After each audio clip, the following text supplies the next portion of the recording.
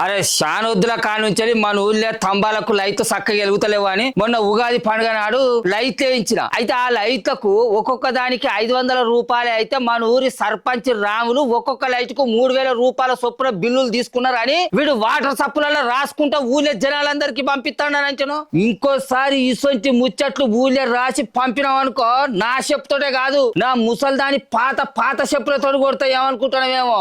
ముసలోడా బాగా ఎక్కువైతా నీకు, నోరు అతుపులో పెట్టుకో, లేకుంటే మాత్రం ఘోరంగా ఉంటది. ఏం చేస్తారా మీరు? నా సంగతి ఏందో ఎరికేనా కొడుక.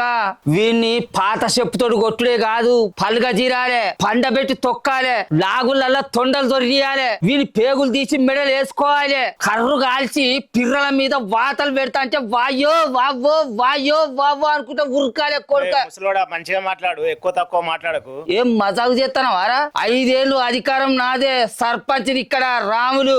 ముసలోడా నీ అధికారం 5 ఏళ్ళు అనేది యాది పెట్టుకో. 5 ఏళ్ళే అన్న ముచ్చట యాది పెట్టుకోకుంటే ఏం చేస్తావురా? ఏవో లావు మాట్లాడతాను నువ్వు. అమ్మ కొడుక, రే రేపటి సంది నువ్వు ఊళ్ళో ఎట్లా తిరుగుతావో సూత్త పో బిడ్డ. నా మీద కలబడి ఎట్లకు వచ్చిపోతాడు చూడు. అరే మొన్నటి ఎలక్ట్కెళ్ళని నేను మస్తు రూపాయలు ఖర్చు చేసుకున్నా, మళ్ళీ నాకు ఈ ఛాన్స్ అతో రాదో. ఈ 5 ఏళ్ళని నేను సంపాదించుకోవాలని వద్దా? ఎవరు చూడు నా మీద పడేస్తాను. కానీ ఇటు హలో పోయినావారా దుకాణం కాడికి పోయినావా? ఆ సేటుకు ఒక్క పారి పోని. నమస్తే సేటు, ఇప్పుడు మా ఊళ్ళో ఒక 5 బత్తాల బ్లీచింగ్ పౌడరు సల్లేది ఉన్నదే, ఒక 5 బత్తాలు. ఒక్కొక్క బత్త మీద ఒక్కొక్క 1000 రూపాయలు ఎక్కువ బిల్లు వేసి ఆ బిల్లును మావనికి మా పిల్లగానికి. అరే అందరు సర్పంచులు అడగరు కావచ్చు సేటు, కానీ ఈ రాములు సర్పంచ్ అడుగుతాడు, నాకైతే ఇయ్యరాదు.